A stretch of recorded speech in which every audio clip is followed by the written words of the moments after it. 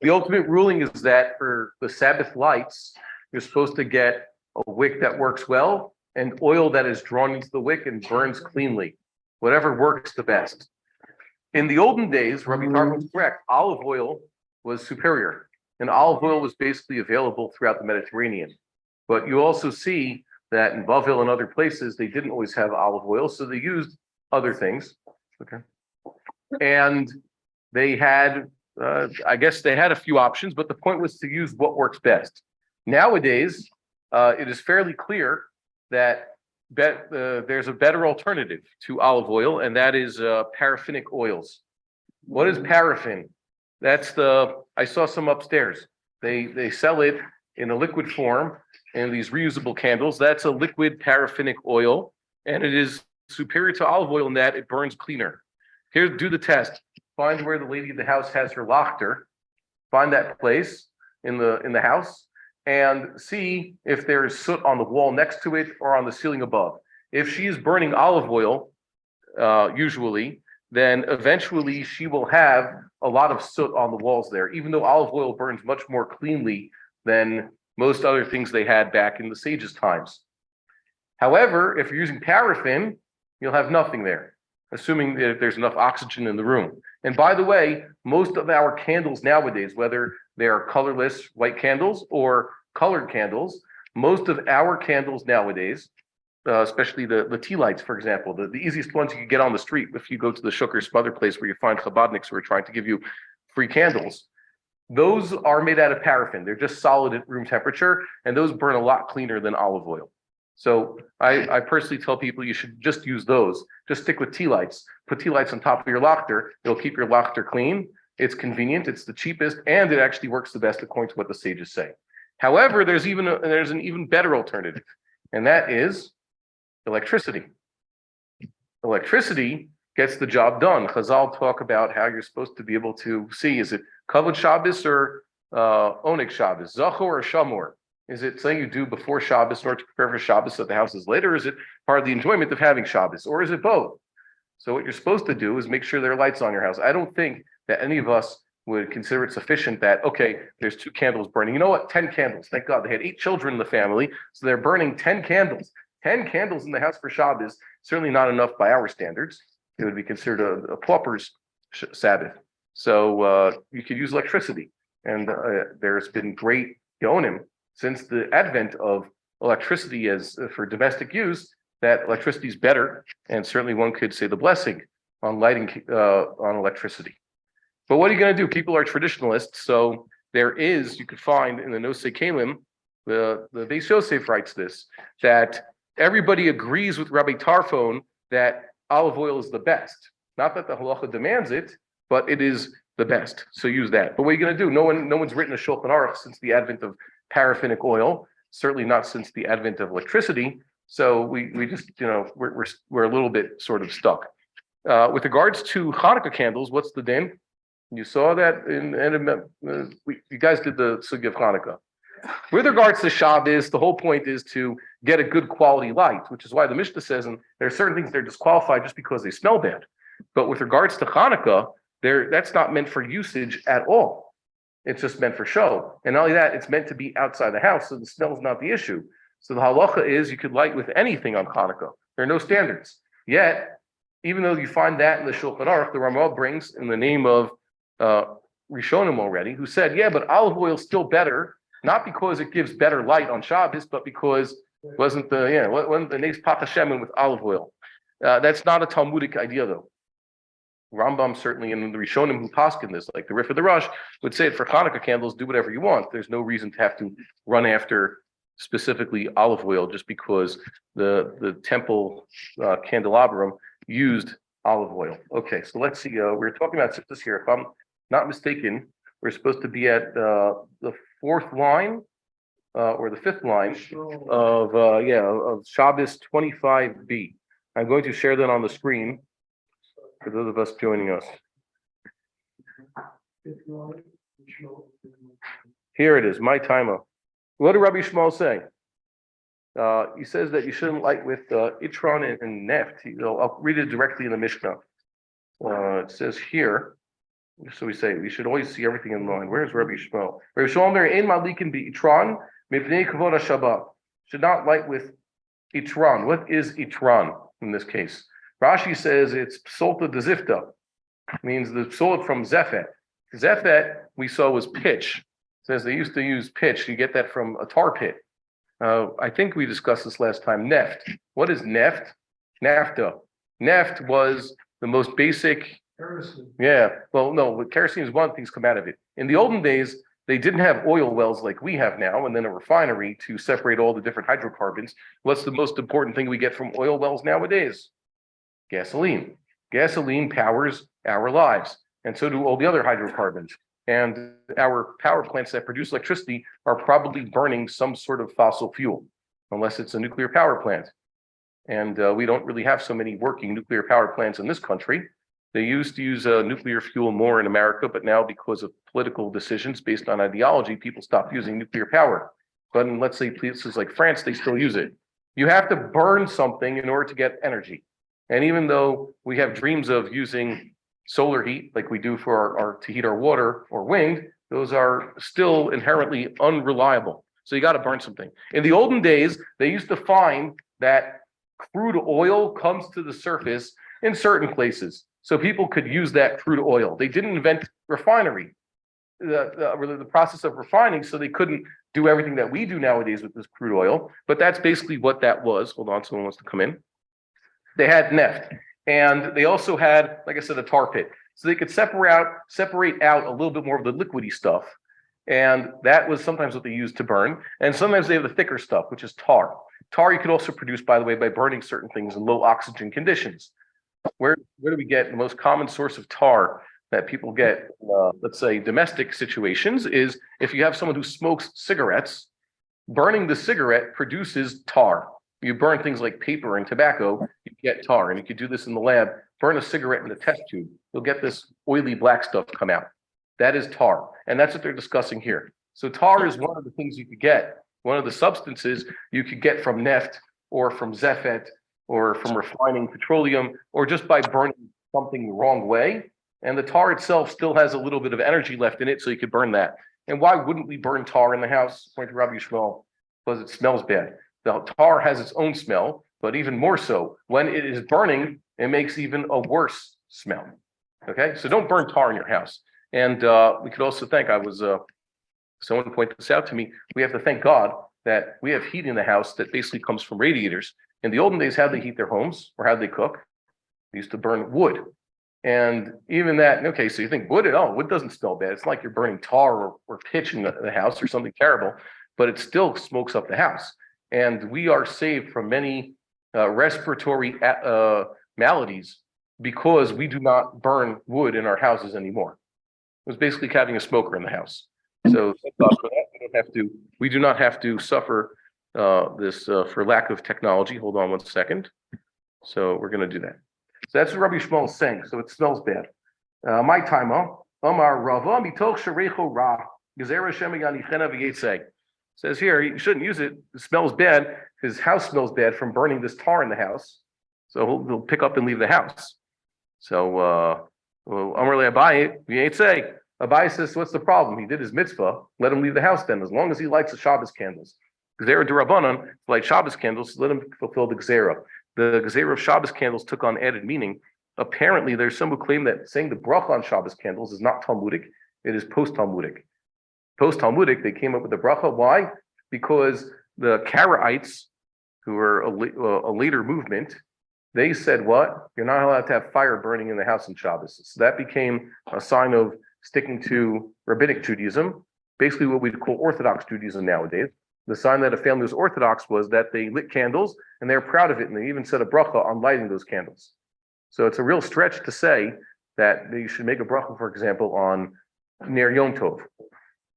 We always use Ner, we always have fire going on Yom Tov, and that's also a little bit of a question. So Abaye was suggested that he leave.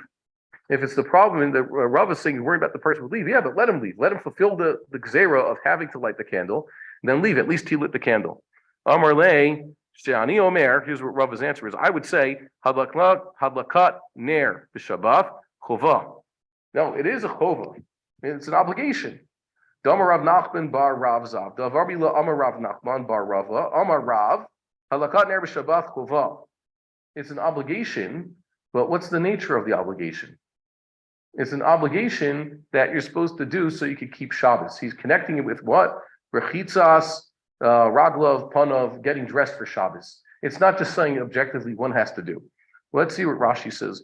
My ichpat one. That's the say. What do we care? My ichpat one. Very interesting. Ichpat is a noun. How do you say I don't care in Hebrew nowadays? Well, Speak more slowly. Yeah. Digression for a minute. How do you say to care or I don't care in Hebrew? Well, you say lo ichpatli, but that's not a verb. Ichpat is not a verb. Okay, it's apparently a noun, so it's kind of strange. We use this Aramaic expression. The point was, Abai basically took a harsh approach. Said, let someone light their candles. What do we care that he has to leave his house? The point is to light the candles. The answer, let's read Rashi. Chova kavod Shabbos hu she'ein sudah chashuva el b'makom or. The whole point of having to light Shabbos candles is that one has his meal with the light on. If we have him light the candles, but then he has to walk away, we've fulfilled the letter of the law, but not the spirit of the law. So that's Rava's answer to Abaye. There's a question about that. Yeah, it's a classic brisker chilik between the letter of the law and the spirit of the law. Okay. Or sometimes gavra and chefza just means an objective standard as opposed to a subjective standard, but that's also for another time. Let's see what else did the sages say one has to do? Not because one just has to do it and don't ask questions, but there's a result that you're supposed to get. There's a spirit here. What is it? He says here, Hadlakat ner b'Shabbat b'chova. I read those lines already. It says here, Hadlakat ner b'Shabbat b'chova, rechitzat yadayim v'raglayim b'chamin arvit reshut. And well, this doesn't mean arvit. It doesn't mean at night already, nighttime. Why? Because you're really not supposed to be washing up on Shabbos. You're supposed to wash up before Shabbos. So it says washing the hands, the feet, and he doesn't mention face here. Normally it's PYR, Panav Yadav Raglav. Here it just mentions hands and feet. Why? They used to consider that therapeutic. In the olden days, they didn't have plumbing. We were discussing that, the advantage of having a nearby outhouse. Wow, that's amazing. Having a nearby outhouse is almost like having indoor plumbing. So you didn't have indoor plumbing in the olden days. What they used to do, they used to have to bring buckets of warm water from someplace where they could actually have the water heated up. Hold on 1 second. There's someone who's unmuted.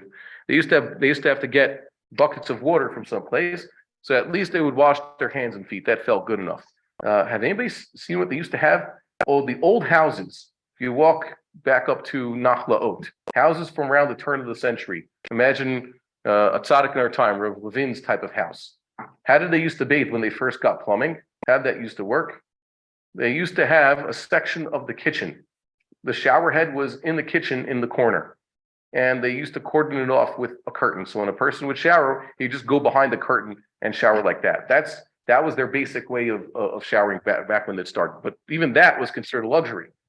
So water, just having a little bit of water to wash one's hands and face before Shabbos, that was a reshut according to all these chachamim. V'ani omer, but Rava says, what? Mitzvah. What's the difference between a reshut and mitzvah? Reshut means something he can't do, and a mitzvah means, does it mean it's obligation? I think he's creating a hierarchy here. Chova means strict obligation. Mitzvah, like the Rambam, like the Vilna Gaon says, the Rambam doesn't say it explicitly, the Vilna Gaon makes it explicit. Mitzvah kiyumi. Or you get, like Uncle Moshe would say, you get a mitzvah for doing this, and reshut just means it's something nice to do, but it's not considered even a mitzvah. Does that make sense? So that's what he says. He says it's a mitzvah. And then he asks him, my mitzvah, Adama Rav Yudah Rav, Kach haya min hagos Rabbi Yudah bar Ilai. Rabbi Yudah bar Ilai. Let's read what he used to do. Erev Shabbat mivim lo ariva mileyah hamim, reches panau yadau raglau. See, now the source material mentions his face. They used to bring him a trough full of warm water, and he would use it to wash his hands, face, and feet. Umithatef v'yoshev b'stinim hamitzuyatzim. That's an important word right there. Well, what's the question? Just to go back. Mitzvah in this sense is just a nice idea to do. No, that would be reshut. Mitzvah would be an actual mitzvah, but not obligatory. Okay. Mitzvah kiyumit. The Vilna Gaon shows that the Rambam basically seems to say, and the Vilna Gaon goes like this because it's apparently a pasuk of the Torah that's forgotten. It says, when do you eat matzah? The mitzvah of eating matzah is when? Well, Passover. So we sit at our seders. Of course, we're going to have Korban Pesach, but we also eat matzah. And we say a bracha on eating the matzah. But no one ever says that bracha the subsequent days. Yet the pasuk seems to say that you're supposed to eat matzah from the even of the 14th all the way until the 21st of Nisan. So what does that mean? It means that the mitzvah continues. Every act of eating matzah subsequently on Passover throughout the 7 days, or in Chutzlar it's 8 days, is an extension of the commandment. There's no blessing to be recited on that extension of the commandment. So much so that we have a tradition that what did the Vilna Gaon do as towards the end of Passover on the last day of Yom Tov? He would have Shalosh Shuddis. Okay? First, the Vilna Gaon proves sort of that you learn from the Mishnah that there's no such thing as Shalosh Shuddis and Yom Tov. The Mishnah assumes that people don't have Shalosh Shuddis and Yom Tov unless it's Shabbos. But the Vilna Gaon is saying there's no obligation. But then he says, but he himself did it. And why did he do it? So he could get another mitzvah of eating matzah on Passover, like the Rambam. Because the Rambam mentions, by the way, that there's Shalosh Shuddis on Yom Tov. That's the Rambam Shita also. There's Sudah Shlishit on Yom Tov. So the Vilna Gaon is showing you two things by what he did. That the mitzvah of eating matzah, even though it's obligatory at the beginning of Passover, continues throughout Passover.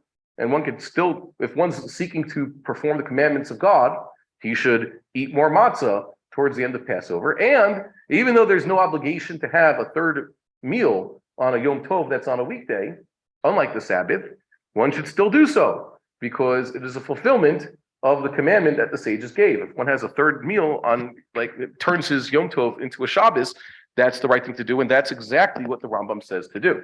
That's the way Chachamim do it. Yeah. So the mitzvah here is kibbud? The mitzvah here, it doesn't say. It says it doesn't fall into that. When we talk about kibbud, by the way, the sages wrote kibbud without a yud. So people might read it as kavod, or in the spichut, kavod Shabbos. But it's kibbud Shabbos. All the ones that have the proper dots say it's kibbud Shabbos. Okay? So why? Kibbud is what a person does to honor the Sabbath. Kavod Shabbos is just talking about its honor, so to speak. When Rabbi here says it's a mitzvah, a neomer mitzvah. Yeah. Mitzvah of the sages, not one of the kavod v'oneg ones. And which mitzvah is he talking about? So apparently it's kibbud. It would fall into the category of kibbud, v'chibad to, like the sages say, zachor and shamor. What is zachor? Zachor is the thou shalt nots, and shamor is the kibbud aspect. Why is that not a chova? Why is that not? Why? Because they didn't obligate us for whatever reason. Maybe not everybody could do it even. Yeah. Desisting from malacha is the way Shabbos is defined in the Torah is strictly prohibitions. Don't do this. Don't do that. Don't perform forbidden labor. Don't make fire. Don't leave your domain, the tchum, if that is a mitzvah d'oraisa. Everything that we positively do on Shabbos is an enactment of the sages. Zachor? Yeah. Zachor. So really, according to the Torah, all you have to do is say, oh, it's Shabbos. Shabbos is a day I'm desisting from work. Baruch atah Hashem. How does one fulfill? It's if one didn't have Kiddush, so it's Yom Kippur in the Shabbos. How does one fulfill the mitzvah of Kiddush when Shabbos is Yom Kippur? How does he get away with that? The sages said, this is a mitzvah of the Torah to say something with the mouth. Zachor is always bapeh. So connect it to a blessing stated over wine. That's what the sages said. When it comes to Amalek, so the sages says, in order to remember what Amalek did, really, you could just sit down and read, Amalek did some very bad things to us, we should wipe him out. I've just fulfilled my obligation according to the Rambam. But the sages tacked it on to this commandment that we perform of reading the Torah. So how do we perform Zachor when it's Shabbos and just Yom Kippur, when we don't have Kiddush? We mention it in our prayers. That's good enough. But really, if someone were, I don't know, Chas v'shalom, he wasn't even praying on Yom Kippur, he has to somehow say something else. Say something about Shabbos. I remember Rabbi Willig telling us, technically speaking, good Shabbos, or Shabbat Shalom, he said very happily. So that is the fulfillment of the basic biblical requirement. But aside from that, there's no other positive observance of Shabbos mandated by the Torah. So that's kind of interesting. The sages, we basically observe a religion that was legislated by the sages. We observe the sages' teachings. We don't need Nevi'im because Nevi'im are just to give Musar. But we could get Musar also from someone who's older and wiser. But to know what to do, that's what we focus on. We focus on the halacha, how to keep God's will. And what is God's will, or Devar Hashem? So halacha. And halacha is decided by what? The majority of the sages. And that is what we are supposed to do, and that's what we were taught to do. I hope that answers the question, or ties up all the loose ends, right? Yeah, okay. So we're going to see there's something else. Basically, no one will be taxed with violating Shabbos if he doesn't do like Rabbi Yehuda Bar Ilai, even though this became a precedent that's brought, we're going to see soon, by a whole chain of poskim. What did Rabbi Yehuda Bar Ilai do? Erev Shabbat. Oh wait, we should see this Rashi. Yeah, Arvith Leil Shabbos. He says once again. Rashi also, like the Gemara, refers to the Sabbath Eve as Arvith, even though it's not talking about nighttime. If it's nighttime, you can't do any of this. Okay? So Rabbi Yehuda Bar Ilai would do. They brought him this ariva, this trough, and he would wash himself, and then he would wear stinim hamitzuyatzin, which means sheets with tzitzit on them. Standard vocabulary here in the Gemara and the Mishnah is that a sadin refers to something a person would wear at night, blankets and sheets. The difference between blankets and sheets is just the thickness. And normally, these were made out of linen. The sages didn't have mass-produced cotton like we have, even though it was something they did know about. Cotton was mostly an Egyptian commodity. In the land of Israel, people used to make clothing out of linen, flax, and wool. And linen was reserved mostly for light clothes and sheets and the equivalent of underwear, whereas wool was reserved for dress clothes and heavier clothes. What did they make their raincoats out of in the olden days? Hides. What? Raincoats were made out of hides, leather. Okay, if you wanted something to wear when it's cold in the winter and you're going to get rained on, so that's what they used. Whole animal hides were used to make raincoats from the olden days. Otherwise, if you make a wool raincoat, you still get soaked. So, it used to rain in the sages' time also, so they needed this. That's what they wore here in the land of Israel. So it says here, stadim, a stadim, basically you could look at your talis. It's basically a sheet, but it's made out of wool. The chiddush is that his was stinim, so it seems to have been made out of pishtan. That's what Rashi says. Stinim shel pishtan, uvahen tzitzit shel tchelet kilayim. Tchelet, by definition, is made out of wool. Even though nowadays tchelet, if you have your grandchildren in Gan, they refer to a light color blue as tchelet, as opposed to regular kahol. That is wrong on two grounds. One, tcheles is a substance. It's not a color. It's not a name of a color. Two, even kahol originally was a substance. When the sages used that word, they're referring to a substance. It was basically eyeshadow. And eyeshadow is usually blue, so that's where the color god's name. And they're getting the color wrong because they refer to this light blue as tcheles, even though tcheles is a substance that's any type of blue. And the lightness, how intense the color is, just depends on how dilute the dye in the vat is. So it could be, you could have two forms of tcheles. You could have very light tcheles and you could have very dark tcheles, but it's all tcheles. So they're wrong on two accounts. Hold on, almost like you got a question coming in from the other thing. Okay, thank you very much. So the point is that here, Rabbi Yehuda Bar Ilai was putting on his talis, but his talis was unusual in that it was made out of linen. And perhaps he shouldn't have been doing that. There is, strictly speaking, midoraisa, a dispensation, because tcheles is made out of wool, and we are bidden to wear these tzitzit strings in all of our four-corner garments that we wear. We have no choice but to use woolen strings. And if you put woolen strings in a garment that is made out of linen, so that's technically shatnez. But that's how he fulfills the mitzvah. So technically speaking, in a pure d'oraisa world, if a person had a talis made out of linen, he should put techeles strings in that, even though he is violating the prohibition of shatnez. The prohibition is hereby waived. Question is, sometimes if he's not fulfilling the commandment, then it's shatnez. That's a problem. The question is there any point where a person has a perfectly kosher beged of tzitzis made out of linen, and it is technically shatnez, and suddenly he's going to be hit with a violation because he's not fulfilling the commandment? Let's say he were to keep those woolen strings in the garment, but disqualified those woolen strings. So now the mitzvah is not happening. That's a problem. Okay, so the sages stepped in and basically said, at least according to the majority over here, what? Good idea. Do not make yourself a garment out of linen that has four corners, because we don't want you using this shatnez dispensation. We don't want you wearing a garment that has woolen strings while most of the garment is made out of linen. And that's still a psak nowadays. Does that make sense? Hold on, let me take a drink. Has anybody ever seen a tallis made out of anything but wool? What? Tallis made out of anything but wool. Yeah. Well, in the olden days, clothing, the manufacture of clothing was very domestic. That's what basically every woman had to do. Life was, men had to work hard in order to get a livelihood, and women, for the most part, had to spend much of their time either producing clothing or cleaning the clothing.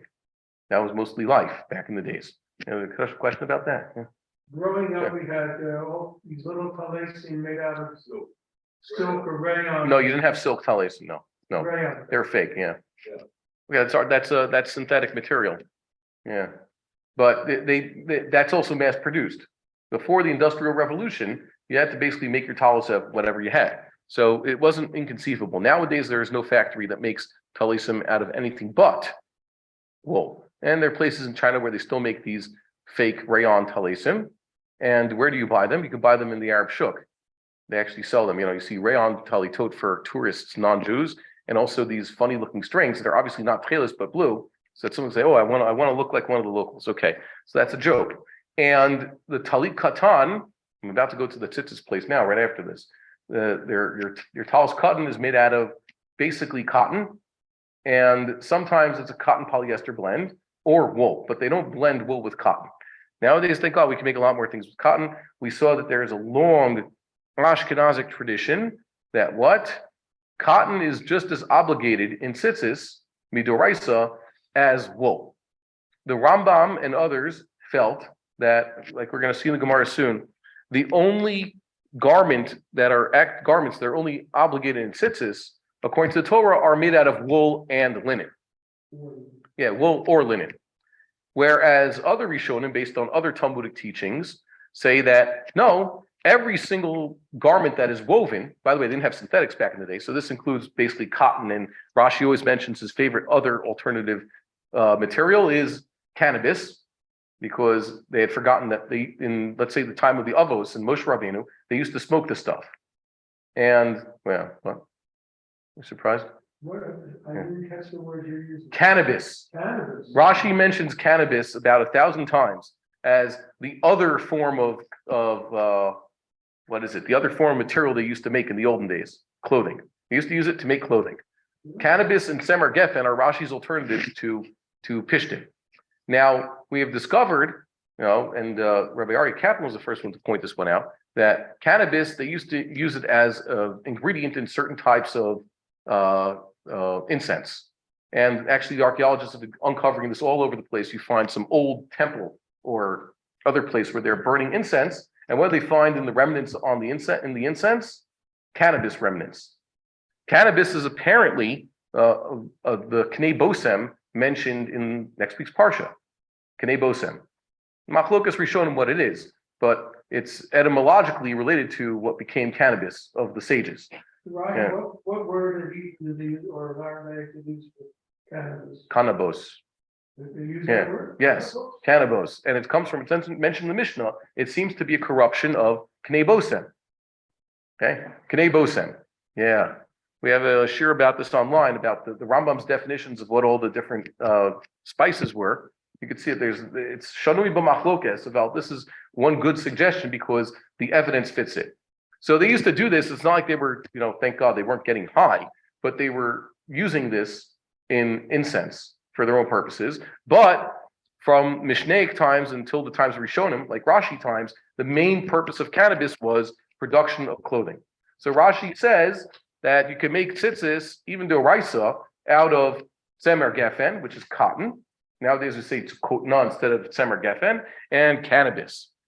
And that basically is the opinion followed by a whole line of Ashkenazic Rishonim and Achronim, all the way down to the Chazon Ish, the Vilna Gaon, the Rabbah, the Chai Adam, Rabbeinu Tam and the Tur, the Rosh, they all had cotton tzitzis, and they all felt that it's d'oraisa. The mitzvah to put tzitzis in a garment made out of cotton is a biblical obligation. The Rambam and his side say, no, it's a rabbinic obligation. It's nothing bad. We also do rabbinic mitzvahs, by the way. There's no real nafkamina. If you're wearing cotton tzitzis like I am now, so you have to put tzitzis in there, either because the Torah says so, or because the sages said so. But there's no real nafkamina. But the Mishnah Berurah has a chiddush, unlike the string of Ashkenazic poskim that I just mentioned, who wore cotton tzitzis positively, because that's what they were. That's what they liked. He said that because wearing woolen linen is unanimously a biblical obligation, it is better for one to seek to wear woolen tzitzis, even for a talis cotton. But I don't think those achronim share this sentiment of the Mishnah Berurahs of the Chafetz Chaim, only because the Chafetz Chaim's way of looking at this is that picking to perform the mitzvah d'oraisa is always better. But we have a religion where, once again, we follow that of the sages. Following the sages, whether they said their interpretation of what is a d'oraisa or what they actually legislated as an obligation, is just as good.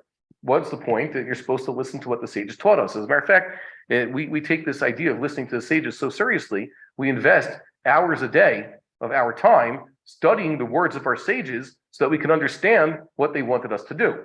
That's called Talmud study. Many of us engage in Talmud study on a regular basis, right? Yeah. So there you have it. So let's look at Rabbi Yehuda Bar Ilai. Well, what was his practice? So he would put on his sheets, which apparently made of linen. They had tzitzis on them. With Domem Malach Hashem Tzvakot, he would look like one of the Lord of Hosts angels. Okay. Vayu Talmidav Mechabim Mimenu Kanfei Kisuthan, or Mechabim or Mahbin. Now in modern Hebrew would be Mahbiim. There's no aleph here in the Shoresh. It means they were hiding the corners of their garments. They didn't want him to see that what they were probably doing different. According to Rashi, they were wearing stinim also. They're wearing linen sheets. They were dressed up for Shabbos, but they did not put tzitzis onto them, so they wanted to hide it. Like now, no one would know, am I wearing a talis cotton or not? Well, I'm sort of hiding the corners. You can't see it. So you don't know what I'm wearing. You don't even know if I'm wearing or not. Okay. So they did that apparently on purpose. Omar lehen banai lo kach shaniti lachem. Did I not teach you, my sons? Sadin b'sitzit Beis Shammai putrin Beis Hillel mechayvim. Didn't Beis Hillel say? Now I know that Beis Shammai says you're not supposed to put tzitzis in these things, but don't Beis Hillel, Chacham normally follows Beis Hillel, say that what? You're supposed to have tzitzis even in these linen sheets that we wear. V'halacha k'divrei Beit Hillel, and isn't the halacha like Beit Hillel? The answer, it doesn't say that they answered him back. The Gemara says in Aramaic, because he asked them in Hebrew. A later voice, maybe even a few centuries later, answers, V'inhu safarei gzera mishum kasuf laila. They didn't wear their tzitzis in their linen garments because they felt there was a gzera mishum kasuf laila. What does that mean? Gzera mishum kasuf laila. Okay, now we open up a can of worms. The basic machlokes is what is obligated in tzitzis or not.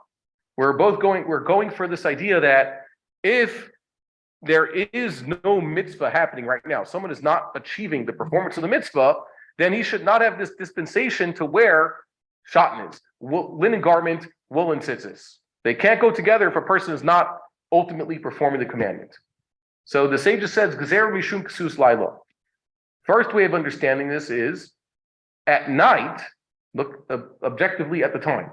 If it is nighttime, there is no commandment to wear tzitzis. And therefore, even though a person was walking around all day wearing a linen garment with woolen tzitzis in it, and he was allowed to because he's fulfilling the commandment of tzitzis and tcheles, and it overrides the prohibition of shatnez, the second that sun goes down, it becomes nighttime. Now he has no mitzvah tzitzis, and now he just has a shatnez garment until tomorrow morning. So in order to prevent this, a person, let's say, walking around with his linen tzitzis with tcheles on them, all day long, and then suddenly night hits and he forgets to pull them out from under his shirt, they said you shouldn't wear them completely. That's the first understanding. Shouldn't wear linen tzitzis, period. even though you could technically get away with it, you're gonna if you wear linen tzitzis and you have tchelis in them, so you're gonna have to take them off at night. So just don't wear them. That's the Rambam's approach. Yeah, that makes sense. You look at it objectively. Nighttime means no tzitzis. Where do you get this? Because it seems from a few places elsewhere in Shas that it's a mitzvah sasei shas man grama. Wearing tzitzis is a positive commandment. Women are not obligated to wear tzitzis. I mean, that's what we normally see. We do not see, at least in normal Jewish circles, that the women try to wear tzitzis like the men do. The men have different obligations. Torah was given to everybody, but the Torah has different mitzvahs for different people. Some things are elective. Some things are better that other people perform than not others. So, for example, I could technically have 2 nights ago gone into my house and said, you know what, I'm going to light these Shabbos candles. I'm going to say the blessing of lighting the Shabbos candles. I'm just as obligated as my wife. But the sages gave her precedence in this commandment. They said, no, it's for her to do. Maimonides has his reasons why. Okay. And also the sages said that technically speaking, I am not obligated ever to wear tzitzis, but it's very important for me to wear tzitzis. And if I were to not wear tzitzis, but my wife would, it would make me look like some sort of schlub that is lazy in performing the commandments. My wife isn't half as obligated as I am, and she's wearing it. So the sages had these standards. And we basically look at this obligation. How do you know what men have to do and women don't have to do? If there's a time stamp on this thing, you have to do this at a specific time. So tefillin is a day mitzvah. Therefore, men, hold on 1 second, someone's entering. Men are supposed to wear tefillin. Women are exempt from wearing the tefillin. Men are supposed to sit in the sukkah when the time comes and hear the shofar when the time comes. And women are not obligated to do so. There's one major commandment coming up that it is time bound, and the sages say everybody is obligated in that. Even, let's say, slaves, female slaves even, are just as obligated as adult men, and that is Korban Pesach. Korban Pesach is time bound, very time bound. Yeah, tzitzis. You're saying tzitzis. So that's the Rambam's approach. The approach of the Rif and the Rush, I'll read it to you here. Well, yeah. First of all, if what the Talmidim said is true. Yeah. How come Rabbi? No, it doesn't say what they said. They didn't do any talking. They were just hiding from him. And the Gemara explains what the Talmid's behavior was. Yeah. Exusio. Yeah. What would they do with their linen garments during the day? Well, they would never wear it. It says that they showed up. Yeah, they felt that a person Gzera, don't wear linen garments that are four-cornered, so that they don't end up wearing them at night. That's I'm reading the Maimonidean interpretation of this Gemara. But it says here that they did wear it. No, but they were hiding their strings. That is, they didn't have strings on them. So they said that's my question. Yeah. During the day, they wore a linen garment. No tzitzis. Without tzitzis. Yeah. Now, aren't they transgressing in this deraisa? No, because they made sure they didn't have four corners on them. Oh, so you're telling me that they didn't wear a four-corner garment? Yeah. In the olden days, but the implication of the Gemara. Okay, yeah, there's those who disagree with this interpretation. But we also have to understand one important thing. Nowadays, how do we fulfill the mitzvah of tzitzis? I go and get myself a specific piece of tzitzis. Yeah, that I wouldn't have worn if not for the fact I'm looking for tzitzis. And also, when I want to put on a talis, I go get myself something that is distinctly for prayer and not someone would wear. Right. Yeah. But in the olden days, their regular clothes did have it. Yeah. What happened in the Gemara? Rabbi Yehuda ben Levi put on a garment made out of linen with tzitzis on it. Yeah. Right? And it seemed, okay, and it seems from the Gemara that they did the same thing and they hid their tzitzis, or they didn't put tzitzis on at all. All they did was to hide their corners of the garments so that the Rebbe wouldn't see it. Right? Yeah. So how come he was able to do it and they decided they didn't want to do it? Because he felt that the halacha is that he could wear them. He says, I'll read you. Beis Shammai says chayavin, sadin b'tzitzis chayav. Okay? So he would wear it. And he would not take it off at night. He felt that it's Shabbos is coming, and he puts them on Shabbos. Once it's already that he's wearing it, during the day. So we wore it. It's already chayav. It's already been there. So it's not a ksus laila. Okay. He's saying, Yeah. I don't want to get into the Russia's interpretation. He's saying that there's no gzera. There's no gzera, and he's going to continue wearing it because already it's like lamad davar domeh, the kohanim. Yeah. You're going too fast. Sorry. From what I understand you saying is that he holds that ase dochalos ase all the time. Yeah. And therefore I'm permitted to wear shatnez all the time because a talis is permitted in shatnez, period. Yeah. Even when it's not in its. Yeah. And the Talmidim disagreed with it. Well, it says not that they were of the school of the majority. We're going to see that. There's zero. Yeah. They believe that once it gets nighttime and there is no more mitzvah. Yeah. Then the asi dochalos doesn't apply. Yeah. So what is this like? Did you see who's a Kohen here? Who's a Kohen here? Oh, well, we're going to read tomorrow morning. Kohanim basically have to wear shatnez. Correct. Very strange thing, by the way, the Rambam there. What? Is it strange that they go against their Rebbe? Not necessarily. I learned, my Rebbe passed away last week. That's Rabbi Braunspiegel. And he taught us many things. And he also said you have to be intellectually honest. And Rav Shecht used to say, when you grow up, you learn with the different Rebbe. I left America in 2007, and learning continued actually after that. So you come to learn Torah Yisrael, they do things differently. So eventually you learn more. So they did go and visit him, but it doesn't mean that they had only but one Rebbe. Okay, that's the possibility. Did you see that there's something similar with regards to the Kohanim? The Kohanim wear shatnez, period. They can't be Kohanim without shatnez. They do not always wear shatnez. They are not always performing the avoda. As a Kohen, let's say you have a Kohen on the fast day. Yeah, the Kohen puts on the shatnez in order to perform the avoda, but it's a slow day. And you know what else? This Kohen lucked out on all the piouses. He's not involved in anything in the Talmud, anything. He's not going to do anything all day. He's not going to be involved in the mincha. That means the afternoon Talmud. He basically put on these clothes and even ate lunch. And he was in the mikdash all day. He was walking around the Har HaBayis, and he sat in the discussion of the Sanhedrin, and he heard Rabbi Gamliel's shir in the afternoon, and he was wearing the shatnez. So once he had this dispensation, it continued, even though he wasn't necessarily a Shas Avoda. So is that a given or is that a machlokas? So the thing about the Big Day Kohanim, there is some machlokas about it, but that's the way the halacha goes. So I'll read you like that. The Kohen can wear his Big Day Kahuna with shatnez, even if he's not performing the avoda right now. He put it on for the beginning of the day. A Kohen basically, if he ever uses the facilities, he'll have to take them off. But technically speaking, you put them on. If he doesn't go, it's a fast day. So he's going to continue like that. So that should apply to tzitzis as well. Yeah, similarly. So I'll read you what the Torah says. No? Right. The Torah basically said that we should see inside. Lavzman sits too. It says here, night is not time for tzitzis. Yesh omerim kol ma shelavesh balayla patur va'afilu im yuchad layom. Whatever he wears at night is exempt from tzitzis, even if it's a garment that he's supposed to wear during the day. It's a special, it's a suit, whatever it is. Uma shelavesh bayom chayav afilu yuchad layla. Whatever he wears by day is obligated, even if it's meant for nighttime wear. It's bed sheets. Okay, Rambam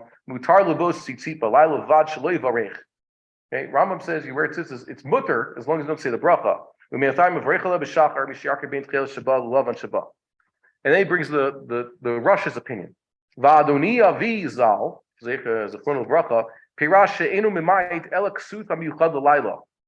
What is not obligated in tzitzis is that which is set aside or specific for wearing at night. Bed sheets. So tho patur afilu im lo shobayom. That is exempt from tzitzis, even if he wears it during the day. Uchsutam yuchad layom, and a garment meant to be worn during the day. O yom v'layla, or both, just not set aside for, not specific for nighttime. Afilu of shobalayla. v'yesh levarich alav. If he wears it at night, so we should say the bracha. This is not a common practice, although this is basically what you get from the Tosfos. This is what you get from the Rosh, and the Torah says it. And there are Rishonim Achronim who mention this, as late as the Vilna Gaon pointing this out. This is based on Yerushalmi. Yeah, it's a Yerushalmi. The Mishnah Berurah says, we're machmir for both opinions. Only things worn by day, and also worn during the day. It's meant for the day, and it's worn during the day. That's the bracha. But I saw recently there was at a wedding, there was a fellow who's a Talmud of a Rav who still says this psak. Tells them, you put on your talis at night, you should say your bracha. You wear your talis at night also. So it was a chuppah a few hours after sunset. And under the chuppah, they brought him a new talis, and he recited 2 brachas on that new talis.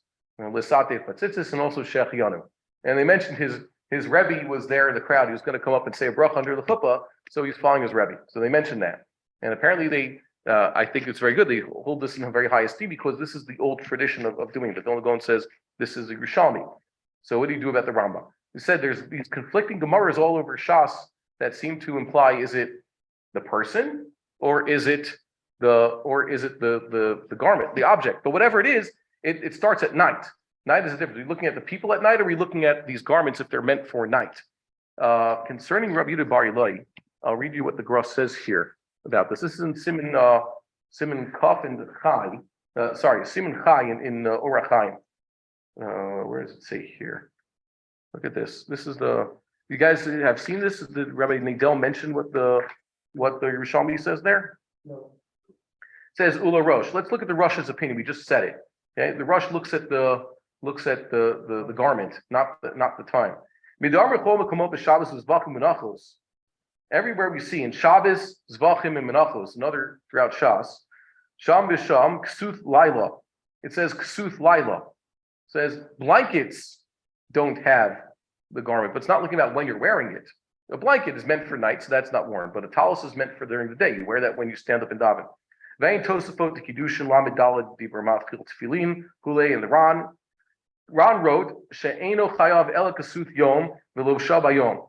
Okay, Kasut Yom, but wearing during the day. It has to be both. Ran has very strict standards. Val Berishami the Kiddushin Sham Lo Mashma Kain. You look in the Yerushalmi Kiddushin, it doesn't seem to be the Ran says. The Ran is basically the forerunner of the Mishnah Berurah. You're wearing it by day, and it's meant for the day. That's when you have the mitzvah. That's when you also have the bracha. V'zel Lashon Yerushalmi Sham. Here's what the Yerushalmi says. Ve'ezehu mitzvah ashay shelo hazman grama. Give me a mitzvah saseh that is not time bound. Examples. Aveda, returning something that someone lost. Shiluach hakain, chasing away the mother bird. Ma'akeh, putting on a banister or some other railing, place where someone could fall on the roof. Vitzitzit. Wow, the Yerushalmi says explicitly, tzitzit is not a time-bound commandment. Tzitzit, you look at the garment type, you don't look at the time of the clock. You don't look at it to see if the sun is up or not, which, by the way, would mean that women are just as obligated. Okay, don't say that out loud. Rabbi Shimon Poter Hanashim Minat Tzitzit Shehu Mitzvah Say Shema Zman Grama. Rabbi Shimon says women don't have to do this commandment because the Mitzvah Say Shema Zman Grama. It's time-bound. That's Rabbi Shimon's opinion. Amar le Rabbi Shimon, or Amar lahu, he said, Rabbi Shimon asked them, Eina tem modim li shehi mitzvah seisha azman grama? Sages, don't you agree that it's a time-bound commandment that sits this? Sharei kasut laila patur. A kasut laila is exempt. So even Rabbi Shimon says mitzvah saseh says what? It's the garment, not the time. Patur minat tzitzit. Okay? And Amar Rabbi Lezer, time of the Rabbanan, Shekeni Mahiu Muchadot Lo Layom V'Laila Shehu Chayav Shehi Chayav B'Tzitzit. Okay, no, it's because if it's they used to be set aside for both day and night, so they're obligated in tzitzit. So either way, you see that they're all talking about what? The type of garment. It's the type of garment. Okay. And then the Rashi says, so it can't be like the Ran who says it's specifically the person or the time of day. So it's the type of garment. That's a crazy one. So let's get back into our Gemara over here. Rabbi Yehuda Bar Ilai was basically different in that others did wear tzitzis. They agreed with this idea that you should wear tzitzis as Shabbos is approaching, but they didn't feel that what he was doing was the right way of doing it. Okay, he had a linen garment, and the standard, at least according to the way I just read it here, is that you look less at the person and more at the type of garment. Type of garment tells you if it's chayv and tzitzis, and the type of garment also tells you if they should be putting tcheles or whatever into there. That's the standards the sages had. I think we have a little bit of time just to introduce this idea. Rabbi Yehuda Bar Ilai's basic practice is something that's been forgotten. And what I mean by forgotten, I'll read you what the Rambam says here. Okay, the definition of Kvod Shabbos. The Rambam says there's Kvod Shabbos and there's Oneg Shabbos. Right? He says in the 30th chapter of Hilchos Shabbos, he says Ezehu Kibud. What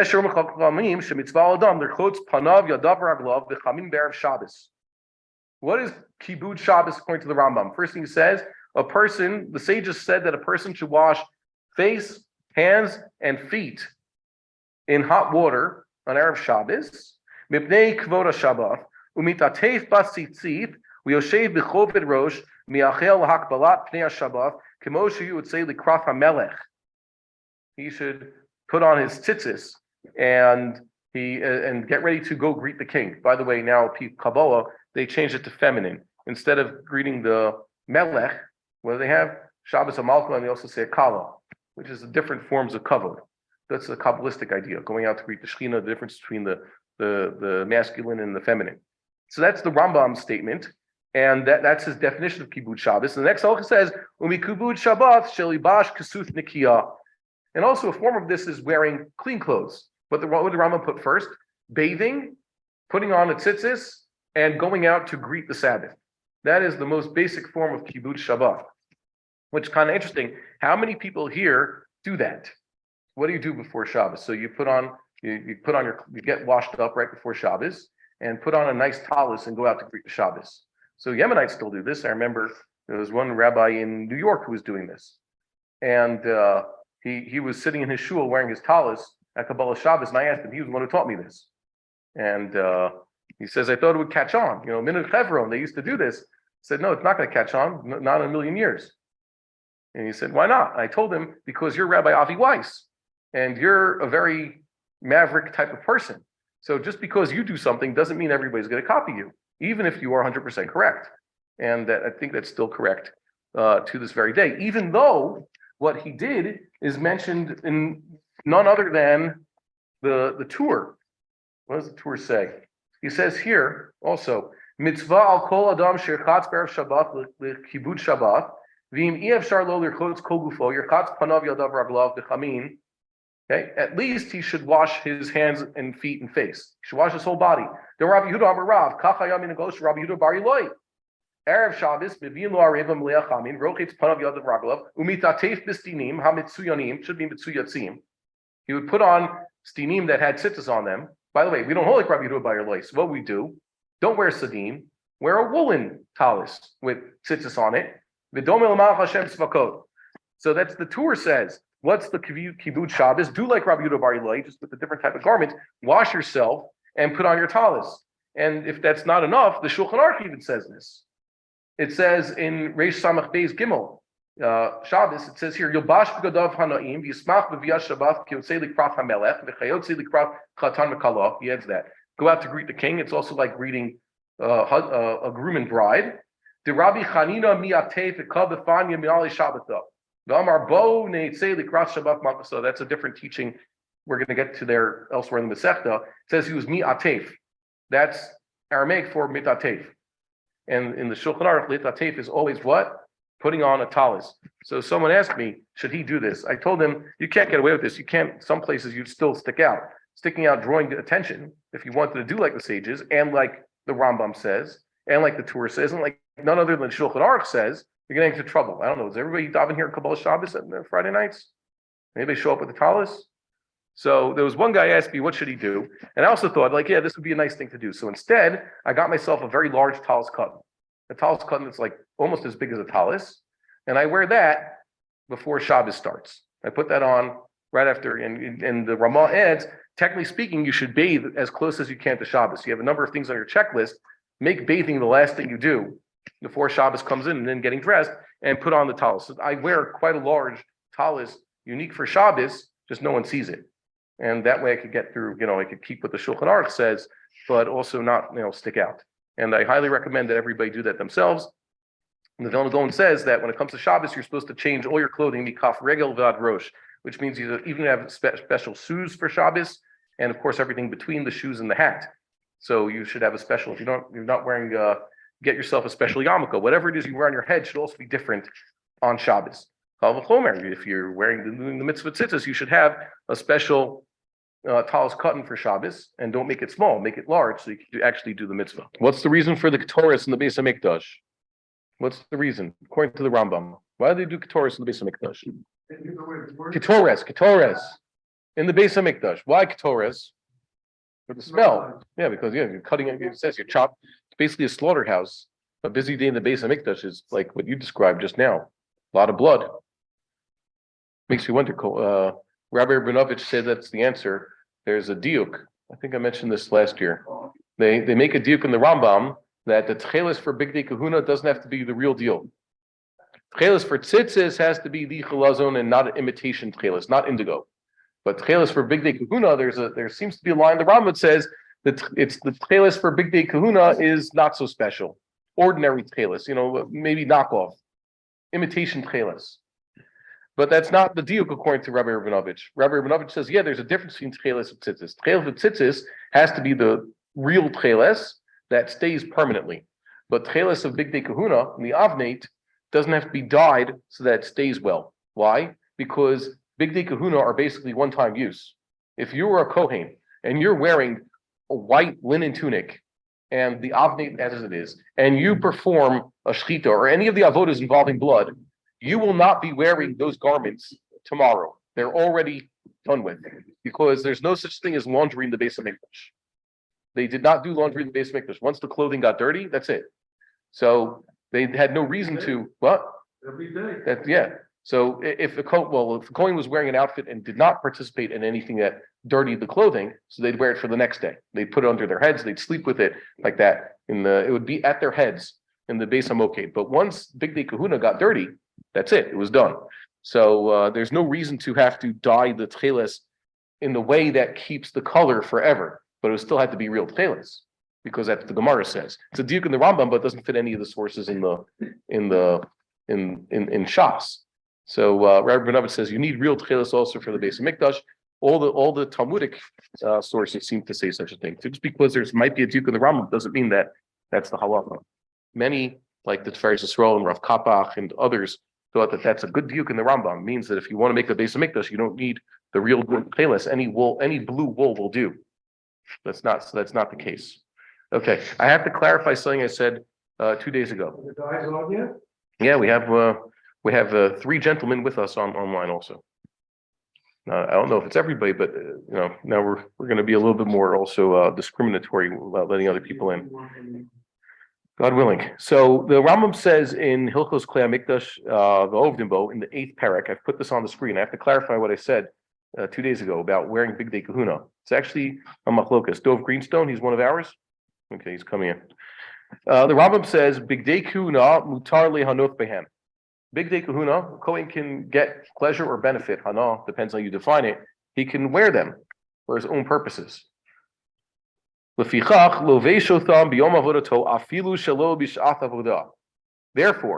he wears them the day he is serving, even when it is not time for service. Imagine you have a Beis Av. There's 100 Kohanim in this Beis Av who are on duty in the temple that day.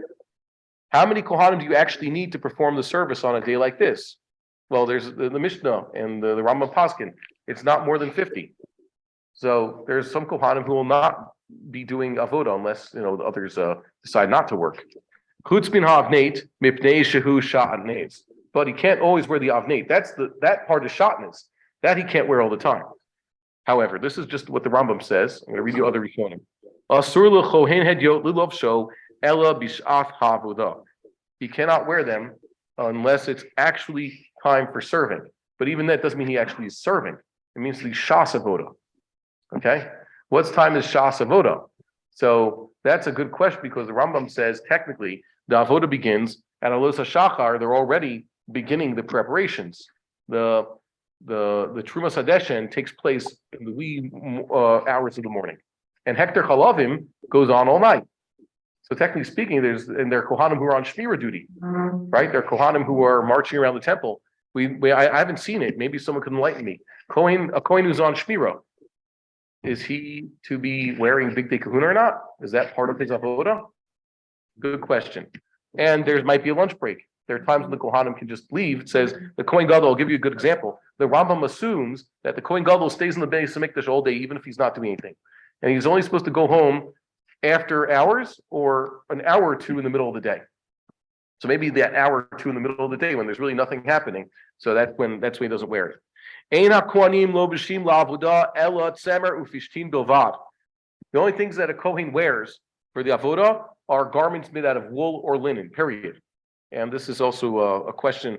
Rambam says the Isser of Shatnez is because that's what the idolaters would do. You can't do a Shatnez, a lot of Kilayim, that's what the idolaters back in the time of Avraham Avinu would do, so you shouldn't. And they ask a question on the Rambam, but our own priests are bidden to wear Shatnez. So others say no, the reason the Torah told you not to wear Shatnez is because that is specific for God's temple. God says that his Kohanim are supposed to be wearing Shatnez when they serve him, so you should not be wearing Shatnez. And you get one dispensation when you're actually doing this one particular mitzvah that he gave you, that is tzitzis. It's similar to the descriptions Rambam gives for why you can't copy the recipe for Ketores or Shemen HaMishcha. Those are things that are supposed to be specific for God. That's God's recipe.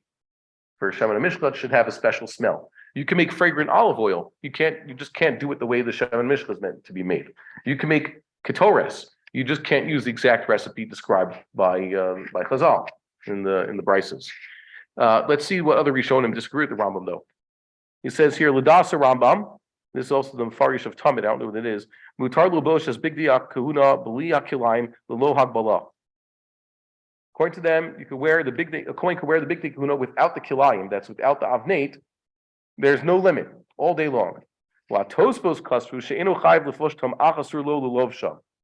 Tosfos say that he's not obligated to take them off, but he has a prohibition of just putting them on stam. Okay, the Rambam seems to be giving a heter. The Kohanim on duty put on their Big Day Kahuna. They might not be working, so what? The Tosfos say they should first have a reason to put them on, and then it says here, the Raivin, the Rabbeinu Tam, and the Rosh all wrote, "Shabamikdash shelo b'shas avodah mutar lilbosh afilu et ha'afneit." I'm reading from the Rambam. Okay, the Rambam here. I'd had to clarify this. I said this inaccurately, or I don't know, it was imprecise. When I said that the Kohanim could wear their avneit all day long, even when they're not serving, that's the opinion of the Rosh and Tosfos. Yeah, I saw that in Tosfos there. It's a Tosfos in, they say it's in Kulin. I thought I saw it in a different Tosfos. But the point is, it's the Rosh also elsewhere. Rosh and Tosfos say that in the Mikdash, a Kohen could wear the Avnate even when he's not serving. And the Chafetz Chaim wrote about this also. And even Balayla, the Chafetz Chaim says in Das of the Ravid, when he permits this, it's even Balayla. So the Kohen is continuing. He maybe would have been one of the Kohanim on duty during Hekter Chalavim. What's that? When they burn all the leftovers overnight. So this Kohen, turns out he's not even participating in Hekter Chalavim. He's going to be wearing his Avnate even then. Okay? Rak Mutarach Balayla. Okay. The Gabe Kohen Gadol. What about a Kohen Gadol? He wears more shatnez than a regular Kohen. Where wears a Kohen Gadol? He also has an Avnate, right? He wears a Mil Tcheles and he has more intricate garments there. L'dasa kesef Mishnah Dino Kohen Hedyot Vaser Lobosh Big Day Kilayim Ela B'Shas Avoda. They say like the Rambam says, he could wear his kilayim if it's time to serve, but if not, he shouldn't. L'dasa Aruch HaShulchan Hu Rashai Lobosh Kol Yom Kol Ayom Es Begadav Kevan Shekasher Hu Rotzeh Hu Rashai Lavod. No, the Tiferes Yisrael, I think this is. The Aruch HaShulchan, who's by the way 20th century, early 20th century, says that the Kohen Gadol, it seems to be, the Rambam didn't write this explicitly. I would have thought that this is the din of the Kohen Gadol, like the Rambam's describing earlier in Klei HaMikdash. The Kohen Gadol wears his whole Kohen Gadol outfit all day long because he could potentially serve whenever he chooses. He'll show up towards the end at Mincha time. What's the last avoda? They're cleaning up shop and they're closing up shop So it comes time to light the menorah. The Kohen Gadol says, this is what I'm going to do today. Aaron gets to light the menorah, so I'm going to do it. I count as Aaron today. So he was wearing his kolaim all day long, and it was no problem. So you see that this is actually, thank God, we just saw the opinions of 6 Rishonim and Achronim regarding this matter. So it's let's just say it's inconclusive. Okay, so that clarifies that. We should also see this. I'm going to share this on the screen because we're talking about tzitzis. It needs to be said what our Rishonim and Poskim felt about wearing tzitzis at prayer before we see this inside. The Aruch HaShulchan says in Bar-Hayim,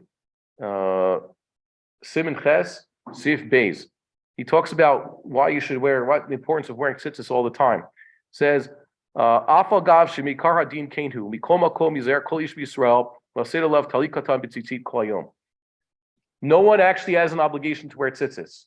If you don't have a 4-cornered garment, you don't wear it. I mean, and not only that, basically our usual clothes that we're wearing, I'm looking around right now, no one here is wearing a 4-cornered garment because that's the style. We're all wearing shirts, t-shirts, and other shirts. So we have to go out of our way to wear a talis cotton.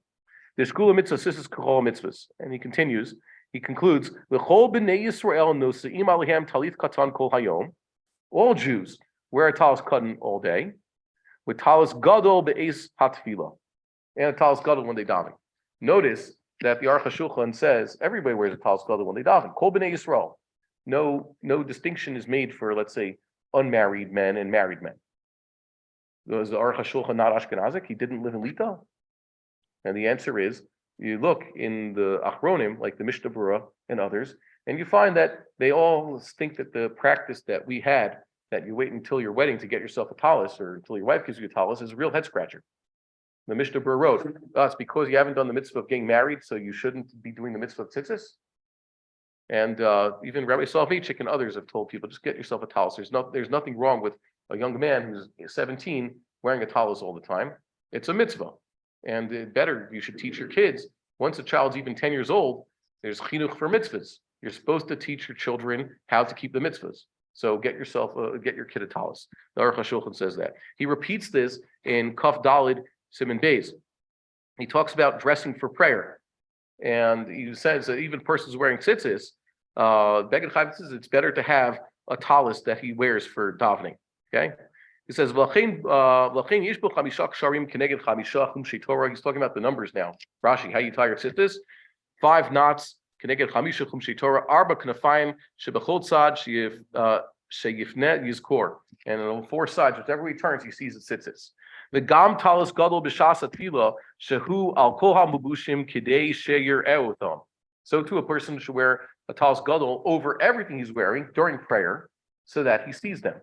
So once again, the Aruch HaShulchan assumes that at times of prayer, there's no distinction made here, by the way, between, let's say, Shachris and Mincha. You have to also ask the question, Vilna Gaon's question, with a very simple Vilna Gaon answer. Why is it many of us wear talis and tefillin for Shachris, but comes Mincha already, there's no effort is made there too? And the answer is, so you should probably be wearing your talis and tefillin at Mincha also. And it's quite understandable why it fell into disuse, or the practice went away. But then again, we also used to live in places like Lita and New York, and it's better that we live in Yerushalayim so we could actually keep the commandments. Any question about that? No? Okay. I'll read you also what the Rambam says. Hilchos Tefillah 5:6. Derech koach hachamim v'talmidehem. All the sages and their students. Doesn't literally mean their students. Something means people aspire to be like a chamim. Shelo yitpalalu ela kishehein atufin. They will not pray unless they are enwrapped. What is enwrapped? Well, once again, Rambam makes no distinction here. The halachas Rambam has in Hilchos Tefillah apply to every single tefillah. Shacharis, Mincha, Mariv, and Ne'ilah, and Musaf. They should only be atufin. In Hilchos Tzitzis, he explains, Gnai gadol hu l'talmid chachamim. It's a gnai. It's a real disgrace for a talmid chachamim. Talmid chachamim doesn't mean a scholar. It means a person who aspires to be like the sages. He copies their ways. Sheyith palel wehu eino atuf. Okay, it's a disgrace. He's talking about tzitzis, that a person would pray and he's not atuf. Atuf means with tzitzis. This is also something that Rabbi Brunchspiegel of blessed memory told us. He used to insist on this. He said, you have someone who's leading the prayers or just getting a lead to the Torah. Of course, he should be atuf with tzitzis. And there was this practice. They said, yeah, but a bacher should not put the talus over his head. Have you heard such a thing?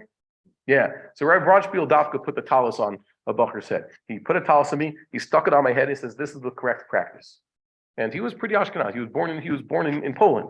So he taught us, my Sarav, put on your talus and stick it over your head, even if your wedding's still a way off. And this is what the Shulchan Aruch says in Sadi Aleph Vav. Orach Chaim Sadi Aleph Vav. Derech HaChachamim b'Talmidehem shelo yitpalalu ela kishehem atufim. The way of Chachamim and the people aspire to be like Chachamim is they only pray when they are atufim. And this is a quote from the Rambam. And the Rambam means with a talus gadol. Bottom line, it's proper according to these mainstream opinions, which are Aruch HaShulchan, Shulchan Aruch, Rambam, Mishnah Berurah. You're supposed to wear a talus every time you pray, and you should wrap yourself in it. And if you're a bacher, so yeah, get yourself a talus. And if you don't have a talus at mincha, so maybe you should get yourself a talus. It might not be such a bad idea to actually, keep some mitzvahs every now and then. Let's review what we saw on Sunday. I'm going to share the screen. Please tell me if you could see it. So I think that because it was a complicated sugya about what exactly Rabbi Yehuda Bar Yilo was doing, and we had two basic understandings of what it was that he did and what his Talmidim did. And first we have to understand, we said there's two basic approaches to the mitzvah of tzitzis. The first is that mitzvah tzitzis, we talk about night and day, but what does it mean night and day? Rashi, with whom we were working, said that you're supposed to wear a talus. Tzitzis is a question of the garment. Okay, is it a garment? Is it ksus laila or is it ksus yom? So what happened? Rabbi Yehuda Bar Yilo is apparently wearing a sadin, which we said means a linen sheet. Why he's wearing a sadin? It used to be they didn't have factory made things, so everything was made everything was handmade. So someone made a large sheet-like thing. Normally, sadinim were meant for sleeping, but in the olden days also they made robes, togas, talitot. That was basically a large sheet. If you take your talus, size 70 mishkanat chelis talus, you put it out on the bed, it looks like a blanket. That's basically what it is. There's no real nafkami except we make our thicker blankets nowadays. So he says Rashi works with the opinion that I showed you in the Rush based on the Yerushalmi. What? You look at the garment. Is the garment meant to be worn by day? Then it's chiyuv tzitzis. And if not, if it's a garment that's supposed to be worn at night, so then it's exempt from tzitzis. We have a question. So what does it mean that it's a mitzvah saseh says Zman Grama? We said no. Maybe it's not even. Maybe it is a mitzvah saseh. It's a mitzvah saseh that's not Zman Grama if it's looking at the actual item. It's a question of the item. It's not a question of when. So I made a note here. Beit Shammai and Beit Hillel argue biblically. What's their argument? What's Beit Shammai and Beit Hillel's argument? It says here that what was that? Smithas? Okay, that's the underlying. That's maybe an underlying explanation. It says here that he would wash his face. Yes, we were reading that there, and it says Sadim b'tzitzis Beit Shammai potrim. Beit Shammai would exempt. Why? Biblically speaking, the sadin is made out of linen. They shouldn't have tzitzis in there. Beit Shammai say when God gave us the commandment, don't wear shatnez, he was exempting any linen garment that we would wear from the mitzvah of tzitzis. Why? Because you can't perform the mitzvah of tcheles without wool. Tcheles has to be wool. The garment's made out of linen. Combined, they would make shatnez. So on a biblical level, there is no mitzvah of tzitzis if the garment is made out of linen. And Beis Hillel say, no, it's obligatory. That the mitzvah of tzitzis overrides the Isser of Shatnez. And Rabbi Yehuda Bar Yilo, he was the one who believed that. Just follow with Beis Hillel. And the Talmidim said, well, the Talmidim didn't say this. The Gemara fills in what the Talmidim felt. The Talmidim felt that even according to Beis Hillel, there is a rabbinic enactment not to wear tzitzis in a linen garment. Rashi asks, why not? If there is a dispensation, you could wear tzitzis made of tcheles, which is wool, in your linen garment, according to Beis Hillel. So why wouldn't you? Gzeira mishum ksus laila. Why? You're not supposed to put into ksus laila. If you had an actual bed sheet, which looks similar to a talis, so that would be an isser. There is no mitzvah to put tcheles into a ksus lailo. So you're taking a risk. If you put tzitzis in this sadin, in this talis that's made out of linen, like Rabbi Yehuda Bar Ilai did, you might come to actually put tzitzis in a ksus laila, which is a prohibition. There's no mitzvah for being fulfilled there because that's a ksus laila. So they didn't do it. That's a simple understanding of Rashi. Is there any questions about that? The less you come? Why is it, even according to Beis Hillel, why should one not put tzitzis, woolen tzitzis in a linen talis? Because one might put tzitzis then in a linen blanket. That's the way Rashi understands it. And that's why the Talmidim didn't have tzitzis in whatever they were wearing that was made out of linen. Perhaps they had woolen tzitzis, but like Rav Scheinberg, he had multiple garments of tzitzis on it. Just like if you and I are in shul right now I'm wearing a cotton talis cotton, and I was wearing a woolen talis gadol before. One's wool, one's linen. So one's wool, one's cotton. They both have tzitzis attached to them. They both have tcheles attached to them. No problem. So it could be in the Talmidim were wearing woolen talitot, and their tzitzis were showing on those, but their linen, jackets, whatever it was, their robe, their togas. So those didn't have tzitzis, and they were hiding that fact from him that they didn't have it because they didn't want to, bother the Rebbe so much. Rambam understands this differently. Rambam says that you actually look at the time of day. If it's daytime, there's a mitzvah of tzitzis, and if it's nighttime, there's no mitzvah of tzitzis. Beis Hillel say that a person is supposed to put woolen tcheles into his linen tzitzis, because by day he has a mitzvah to do so and he has a dispensation. However, the sages said a person should not follow this idea. A person should not put tcheles into his linen garment. Why? Because suddenly when night happens, once night falls, there's no mitzvah to wear the tzitzis anymore, and suddenly the isser of shatnez kicks in. So don't have such a talis like this lying around, a linen talis with woolen tzitzis, tcheles, because you might come to wear it at night. That's the Maimonidean understanding of this Gemara. And I hope that clarifies this. Which we saw, what? And usually sometimes if you have at night, when it's hours during the day, 7 of 15 tzitzis, woolen tzitzis, which is fine. Comes night, you have to take off the tzitzis. Yeah, that's what Rambam says. He says that explicitly. You should take off the tzitzis every night. Yeah. If you had, nowadays they don't make linen tzitzis, by the way. I never saw someone who did such a thing, but that's basically according to Rambam. People stopped doing this a long time ago. Already in the first century, this was already a done deal. No one had linen garments with tzitzis in them, except for Rabbi Yehuda Bar Ilai. He was the last one according to the Rambam. Yeah, and according to Rashi and the Rosh, and like we saw the tour, so it's a question of the actual garment. And the chashash is entirely different. Yeah, so thank God we have tcheles nowadays, so this is a real issue. But like I said, I haven't seen someone wear linen tzitzis. What about artificial weaves? We use polyester nowadays. I thought that the material that would be best for a talis to make it look nicest is the same material that they use to make those tablecloths. Those artificial tablecloths, the kind we have at home. They stay white forever. They don't yellow like a regular talis gadol. Talis gadol turns yellow depending on how much you wear it, right? And your cotton tzitzis, those wear out very easily, and they also turn yellow. But this material that we use to make the tablecloths, that stays perfectly white forever. It doesn't have stains in it. So I would think that make a talis out of that, but no one's made anything out of that yet because I don't know why. Basically, the idea is that if it's woven, and we're going to see this in the coming Gemaras, if it's woven, even if the essential material, the starting material is something artificial, then there would be an obligation of tzitzis, perhaps also would be makabel tuma. But I haven't seen anybody go that far and say that an artificial weave is makabel tuma. So let's go ahead and Gemara unless there's more questions about this. Vatiznach mishalom nafshi. It's over here. This word over here. This is a quote from where? It's an Eicha, right? In the 6th parak, it's the 16th pasuk.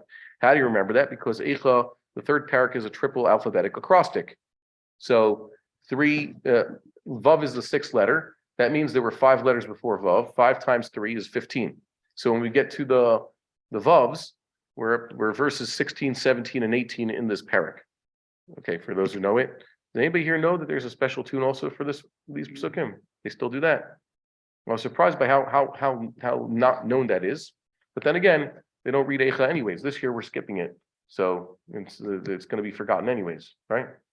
Okay. And also, by the way, a word from our sponsor. I brought in copies here of Haggadah Pesach for those who didn't get theirs last year. This year, God willing, we'll have Korban Pesach. You need this Haggadah. And special, hot off the presses, we have the English edition. So you should check this out. I'm the exclusive dealer right now here in Eretz Yisrael. In America, there's more dealers. But you could go get yourself your copy because Pesach's coming. And if you, God willing, you want to attend Korban Pesach, you actually need this. This is something you need. Okay, you need this more than a kittel. This is an essential item, as essential as 4 cups of wine and some maror and charoses. Latizachmi shalom nafshi nashithi tova. What does nashithi mean? That a shoresh in Hebrew. Okay, so one time in the Torah, a noshe is a creditor, but also means someone who forgets things. Linashot in the PL means to cause one to forget. So where do we have this? It's mostly an Aramaism, by the way. In pure Hebrew, it means, like I said, a creditor. The PL means to cause to forget. And in straight Aramaic, it means also to forget. So lo nithnishe minan means lo nishkachotach. We shall not forget you. So who gave his son a name like this? I have forgotten the troubles of the past. Ki nashani Elokim. That's what Joseph named his son, Menashe. Menashe is one who causes others to forget. Is that a good thing? I don't know. If someone were at forgetfulness, they think that'd be a malady. No, but it means you forget the troubles. Rabbi Victor Miller used to give a mussar about this, that the good thing about time going on, time heals all wounds, that you forget you keep the good and you forget the bad. And that's a way a person should train himself, and optimism. So Yosef HaTzadik named his son Menashe. So that means cause and forget. Latiznach mi shalom nafshi. What does linzoach mean? Okay. Lahazniach means to set something aside or abandon something. Okay. What? Lahazniach in the Hithiel means to abandon something. Muznach. Muznach means they just leave it in the corner gathering dust. They don't touch it. So tiznach means that perhaps something has itself also forgotten, or it just doesn't care anymore. It's synonymous with the word noshe. Latiznach mi shalom nafshi. My soul has already forgotten what peace is about, and also nashiti tova. I've forgotten what good is like. The Gemara has a drasha here. My latiznach mi shalom nafshi. Amar Rabbi Bahu zo hadlakaf ner b'Shabbat. This is the lighting of the candle on Shabbos. Let's read what Rashi says. Rashi says, "Shelo haya lo bimad lalik, u'v'makom she'ner ein shalom, sholech v'nichshal." Jeremiah is lamenting his situation. In times of the Churban, didn't even have a candle. Ner Shabbos, he was walking around in the dark. That's how bad it was. And you can imagine, we're like I said, we're a bunch of marshmallow. At least I'm a marshmallow. I don't know. It's like not what? Something wrong with that? No. So. I could imagine in not having light, we have power outages in my yeshuv. But even then, we have emergency lights, we have candles. Just not even having a basic candle is, I guess that's the lowest that a person can go. It says here, concentration camps. Yeah. Was that the one thing that they didn't have light? Was the case is much worse? Yeah. And not just having a light. They have a Shabbos. Yeah. It says that when people are taken prisoner, they're in the bore. There's absolutely no light. Yirmiyahu was what does it say? Where they throw him in? They threw him into this pit. He was actually sinking in the mud and nearly drowned. Right? Nothing there. Nothing to help him. He was saved by Eved Melech Hakushi. So Yirmiyahu was actually talking from his own experiences, being imprisoned with absolutely nothing and nearly dying. He says here, Nashiti Tova, Amar Rabbi Yirmiyah, Zo Beit HaMerchatz. He had no good left. That means having a place to bathe, no bathhouse. What do you have here? Amar Rabbi Yochanan? I think there's supposed to be a different gears to there. but the Zoom thing is covering it up. I don't know what I'm supposed to be reading. It must have been Rabbi Yochanan. Zo rechitzat yadayim v'raglayim b'chamin. Similarly, it means being able to wash his hands and feet with warm water. Everybody has a little bit of that to do, but yeah, even this is how unfortunately it was. He didn't even have that. Rabbi Yitzchak Nafcha Amar Zo mita na'a v'chelim na'in. A nice bed and nice instruments there. It means kalim of a mita refers to blankets and pillows. We say nowadays. So it's good to have such a thing. Having this type of tova for oneself is just a nice place to sleep. Can you imagine if you had everything in your life, but when it came time to sleep, you had to sleep on the cold floor? So that'd be pretty difficult. Okay, shalel, the kalim noim shalel, the nice pillows and blankets on the bed. Rabbi Abba Amar zo mita mutzat v'isha mikushetet l'talmidei chachamim.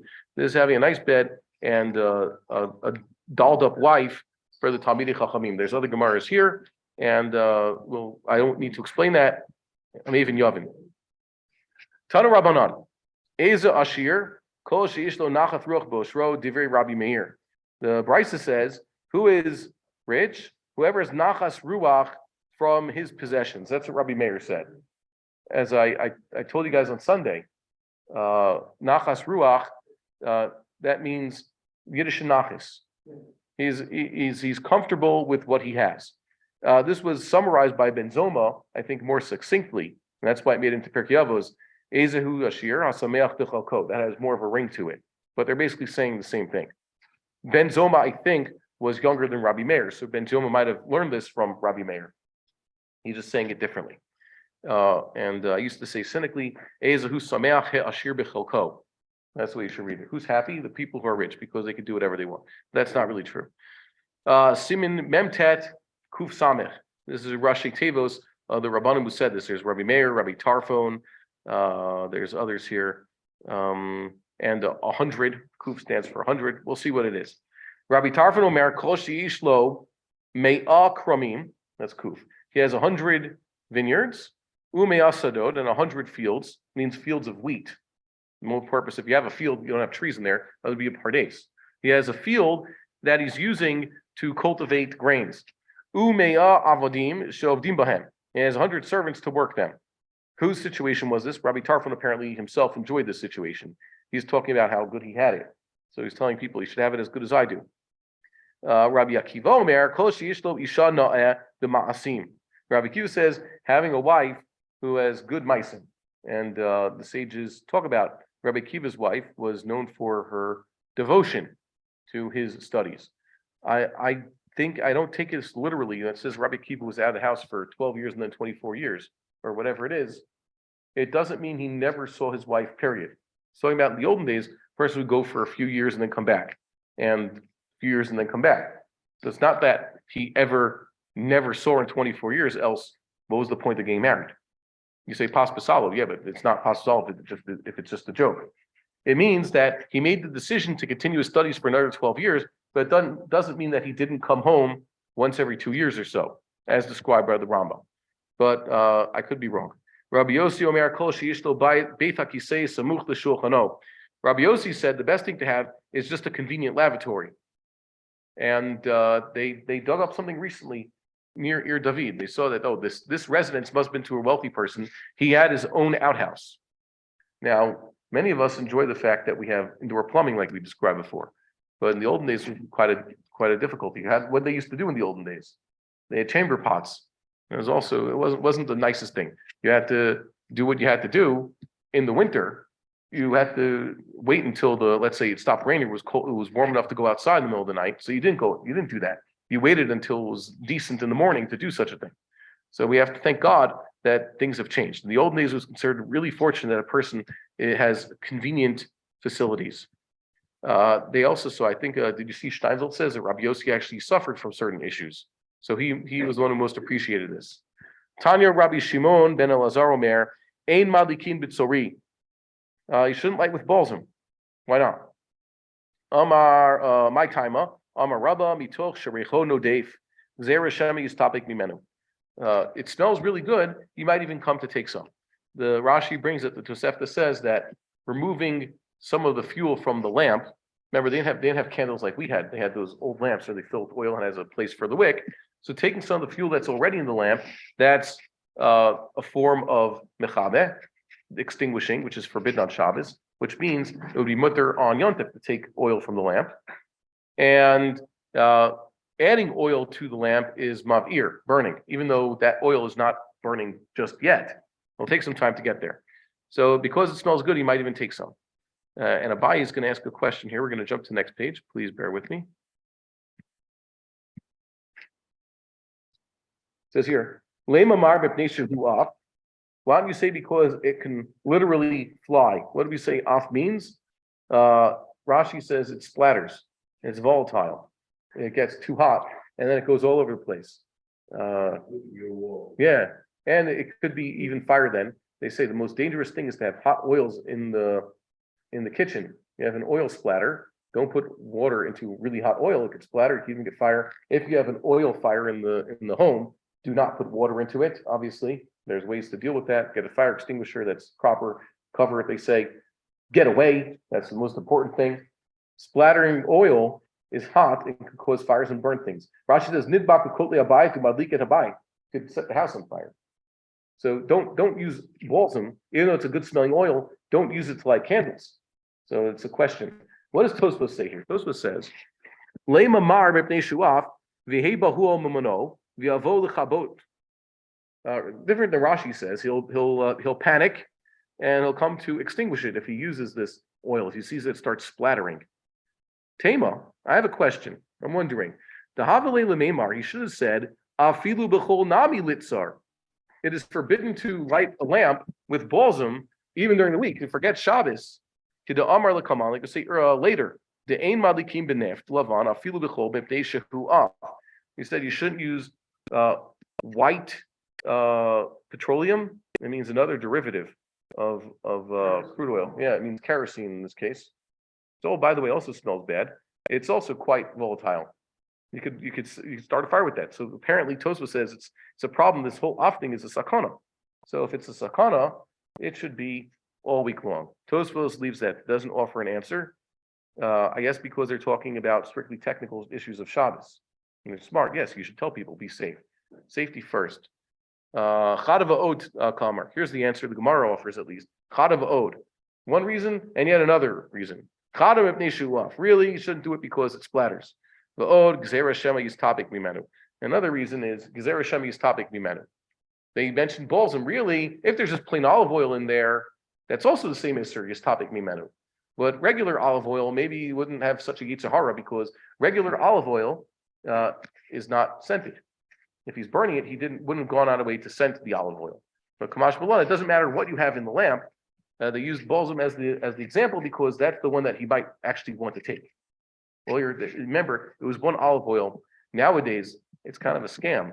What do you see in the stores? They sell you different types of olive oil for cooking and for salad, for kitchen use. And then they have this stuff that looks more orange. We discussed this before Hanukkah. It's actually the Hanukkah candle grade olive oil, and they tell you don't eat this stuff. So is it real olive oil or not? What's pshat? Does it burn as clean as edible olive oil? The answer is it's the inferior olives, or whatever it is not even supposed to use. Perhaps it's dirty. I heard someone say he tasted it. He said it tasted like neft. That's what he said in Hebrew. So I told people before I was recommending paraffinic oils, just like white candles.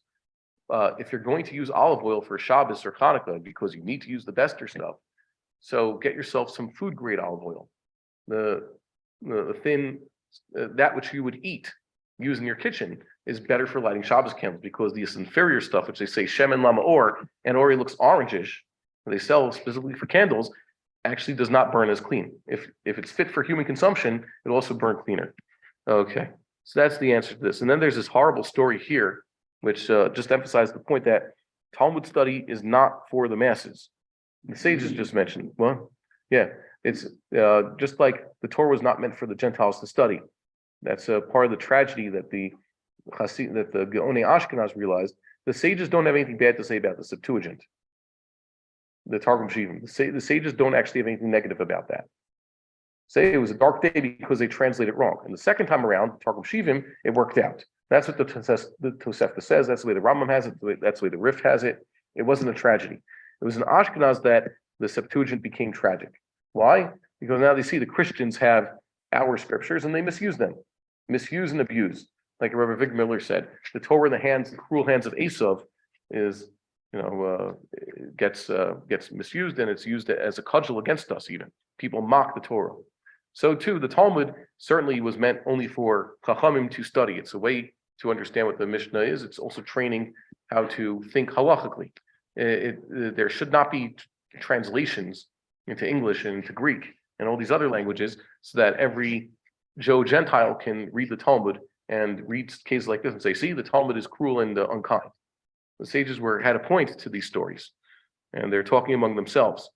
This basically a behind closed doors issue. It says here that this woman says, "Hayi chamsa dehava snia la lechalatha." This mother-in-law did not like her daughter-in-law. Big surprise. And Amrala zil ikshit b'mishcha de farsima. She recommended that she should go adorn herself with some balsam oil. Azla ikshit. I mean, she adorned herself with this.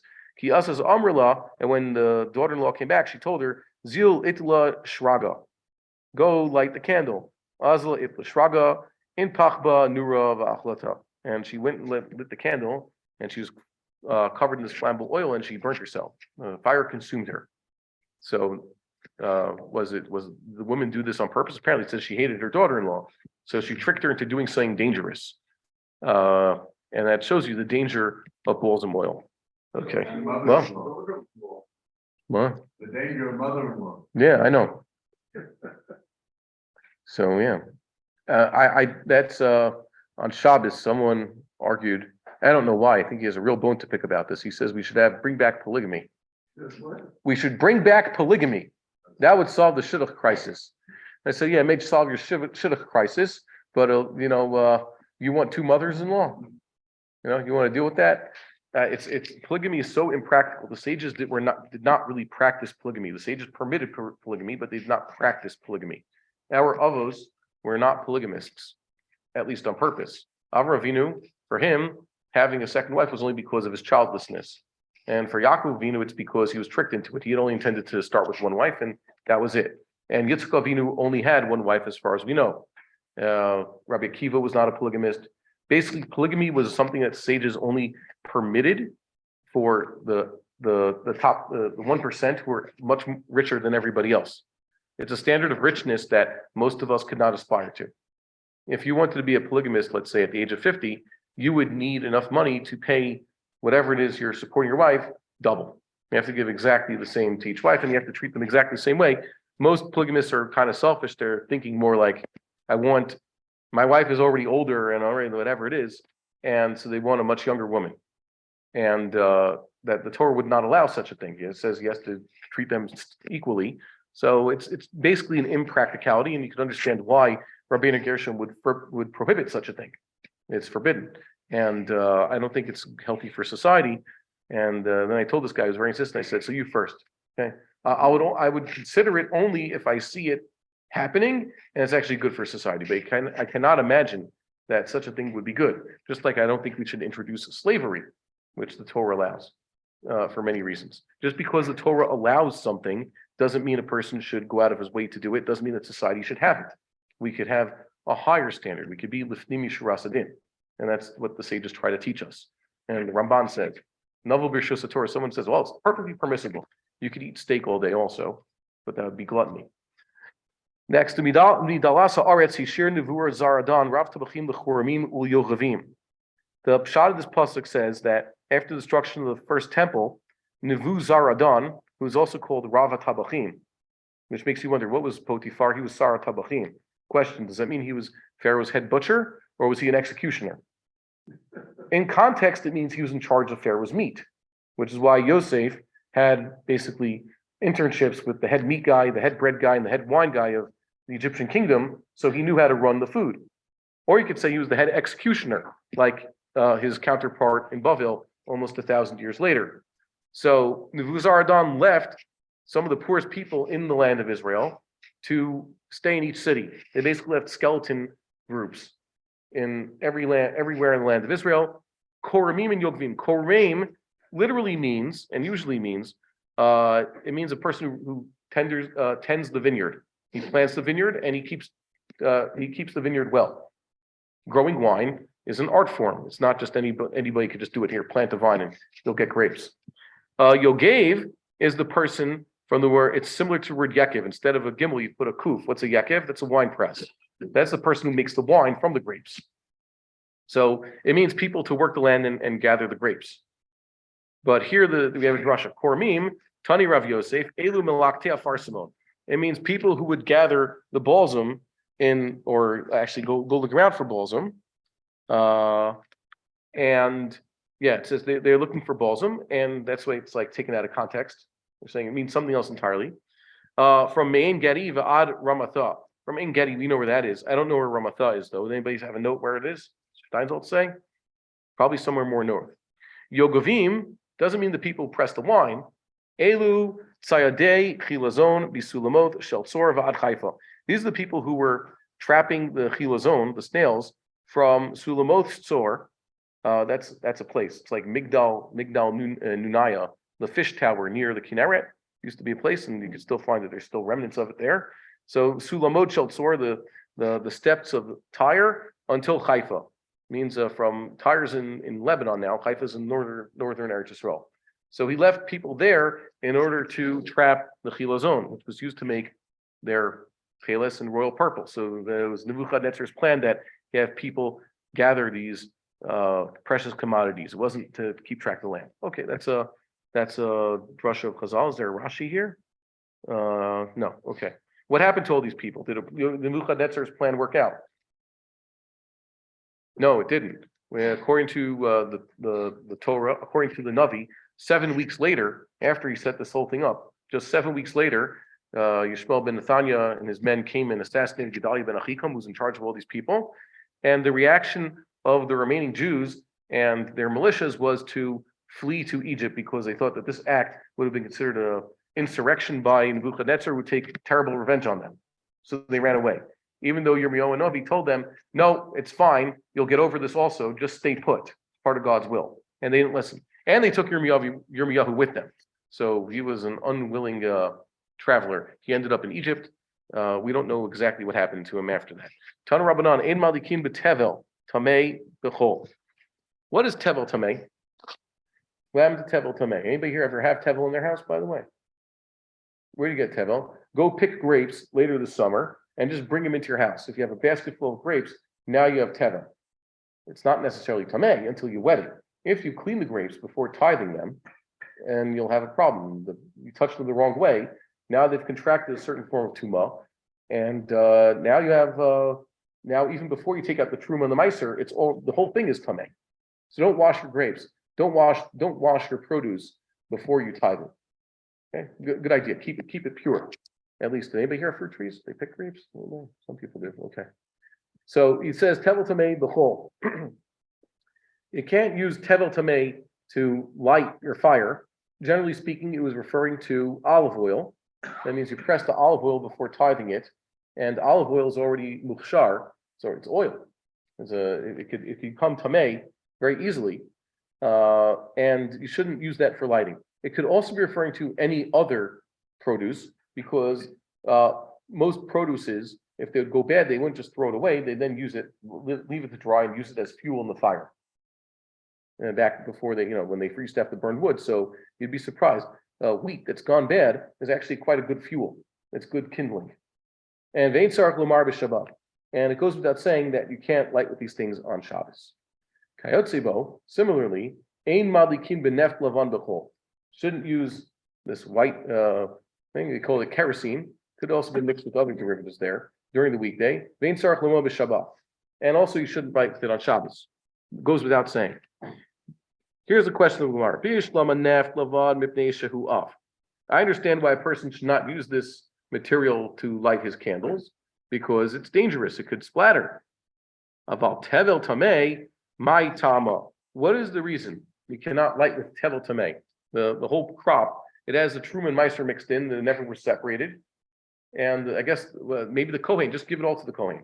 Say, here, Mr. Kohen, instead of just giving you the Truma part, we'll give you the entire batch of olive oil. It's already tamei. You could light with it now. It says here, Amar Kravani, Hinena Thati Lecha et Mishmeret Cherumothai. After Korach's attempted rebellion, God told Aaron that, behold, I've given you the watch of my Terumot. Terumothai is a plural, so it refers to many Terumot. Bishtei Terumot hakathuv medaber. Plural, the minimum of plural is how many? Two. It must be two types of Terumot. Okay? Achat Terumat Torah, achat Terumat Tmeah. The pure kind and the impure kind, that which has been contaminated already. Ma Terumat Torah, ein lecha ba ela mishat harama. The Terumat Torah, really the Kohen's only supposed to get a piece of it after harama. Harama is the old verb, the original verb, like the Ram points out, of separating Truma. L'harim mimenu. V'harimosa meches. You should lift it out. And the Rambam says, first thing in the second Truma, we then have the verb of Chazal, litrom and taram, taf reish mem, instead of this hifil shoresh of reish vav mem. So the Rambam says that's the way the ancient Hebrew speakers used to speak. Once they had a word Truma created from the shoresh reish vav mem, they then treated Truma like its own shoresh taf reish mem, and they used it as a regular verb, like we do with litad lake. What's litad lake? That means to gas your car. So it's from the word delek. We added a tuf because you have that's what we do. We add tuf, like in Truma. Truma is part of the name of the noun. So now you have a new verb with a new shoresh. So he says you have Truma Torah ein lecha ba el mishas harama. A Kohen only has the rights to the Truma once it's been separated from the rest, which means that if a Kohen has his own produce, let's say, he has his own basket of grapes, his own olives, the Kohen still has to take out the Truma and the Meiser, even if it's for himself. He has to make a physical separation, and he can't just say, you know what, I'm just going to eat the whole thing. I'm going to go to the mikveh this afternoon, and I'm going to eat my untithed crop because bimanav shach, I'm a Kohen. I'm going to be eating the Truma with all the chulin that's inside anyways. It makes no difference. Kamash Malan, a Kohen only has his rights to the Truma once it's actually been separated, designated from among the rest of the crop. So too, Af Trumat Tmeah ein lecha ba ela mishas harama ve'ela. He only has rights to the Truma Tmeah once it's been separated. Therefore, if you have Tevel means no separation has yet to happen. The Kohen should not be using this produce for burning. If it's olive oil, now we understand. If it's other produce, if it would be dried up and used as kindling. Any questions about that? This actually comes up quite often, at least if you know where we live. There's a question. I remember there's a Kohen who didn't understand these rules. Why don't Kohanim eat Truma nowadays? Why don't Kohanim eat Truma nowadays? No, we know it's a Kohen. I know it's a Kohen. There are many Kohanim. We know they're Kohanim. Yeah, they're Tomei, so they should purify themselves. If Kohanim would actually keep these laws, so they would go back to eating. They would go back to eating Truma. There is a case. I was shown this. I had some Truma lemons in my house that. It says here, generally speaking, that mother-in-laws don't like their daughter-in-laws, but a mother-in-law doesn't have anything against her son-in-law necessarily. So I don't think she did this on purpose. We had picked some lemons, and my mother-in-law wants me to tithe them. She's not used to tithing them. She wants to use them for her fish. So I did the usual thing. I set aside one lemon was the Meiser, and it wasn't the whole lemon. I cut off about half a lemon nicely. Here's the Truma, and here's the Trumas Meiser from this lemon slice. I said, okay, I tithed it. She quickly grabbed the pieces that I had cut, that designated Dafka as Truma, and put on the side, and used those and squeezed those into the fish. I said, wait, what? You told me to tithe. I took off, I gave you 9 beautiful lemons to use. Why do you think? Oh, you cut it so nicely. Okay, so the question was, what do we do with this fish that has now been traumatized? Raw fish has lemon juice in it. It's not coming out. It's no Saint Tom. It's not bottle. It's never going to be bottle. So what do you do with it? So they say in the name of Achronim, so you take it to Chutz La'aretz and you let a young Kohen eat it. A Kohen is below the age of 9, no chance that he's Tameh, and there's a way to do it. And you cook it in a pan also that's aluminum disposable pan so it doesn't trafe up anything. Truma is basically tray for everybody else. So if you cook Truma potatoes for cholent in your regular pot, so now you've put the taste of Truma into your pots. You'd have to kosher your pots. They used to kosher pots in the base of Mikdash all the time. That's the scouring that they mentioned there. We'll mention one more line here. Gufa. Let's get back to what we were talking about. Rabbi Shimon ben Elazar Omer, Ein madlikin bitzori. He would not light with balsam. V'chein haya Rabbi Shimon ben Elazar omer, tzori eno elas raf me'atzei haktav. Rabbi Shimon ben Elazar says that tzori is just the sap that comes out of this balsam tree. So what's wrong with that? Well, it comes out of by atz, we mean we mean from eitz, literally from the wood. They don't want the materials that come out of the woody part of the vegetation. Really, the best oils come from the fruits, not from the wood. When they say eitz, a lot of times Chazal, you mean specifically the woody part. Okay, so why is it real wild grapes we saw in Kudshim that they use for making korbanos, for example, in Masechet? The best grapes are not the kind where they let the vine hang or they train the vine to actually make a sukkah over something or even raised above ground. The best grapes grow along the ground. In what sense? Like the vine would just grow along the ground if it has nothing to climb. So what makes a grapevine an eitz? In what sense is an eitz? It doesn't look anything like a tree. You ever wonder? So when Chazal made this distinction, eitz, priya dama, they mean that the vine is woody. The vine stays year to year and it keeps staying thicker. It's a woody vine. So when Chazal say eitz a lot of times, kol hayotze mea eitz, it doesn't mean things that come from trees, not what you and I call trees. It means things that come from woody vegetation. And that's the distinction also with besamim. Well, do you say borei isvei v'samim or borei atzei v'samim?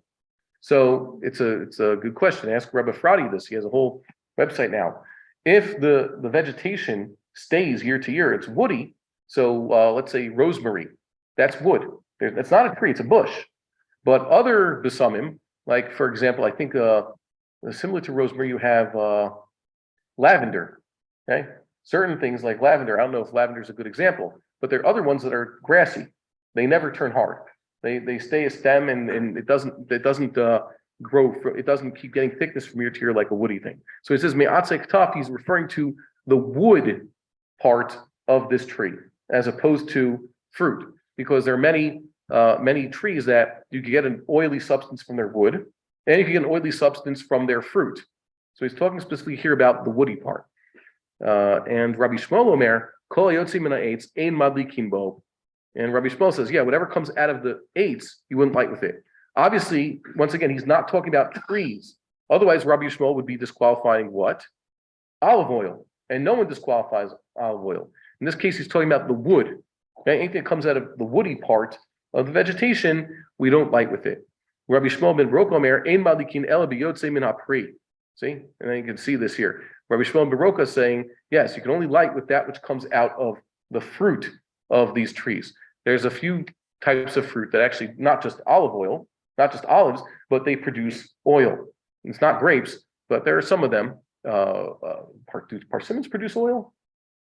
There's a way to do it. A lot of nut oils are what he's referring to, the pri. Okay, nuts are considered peirot.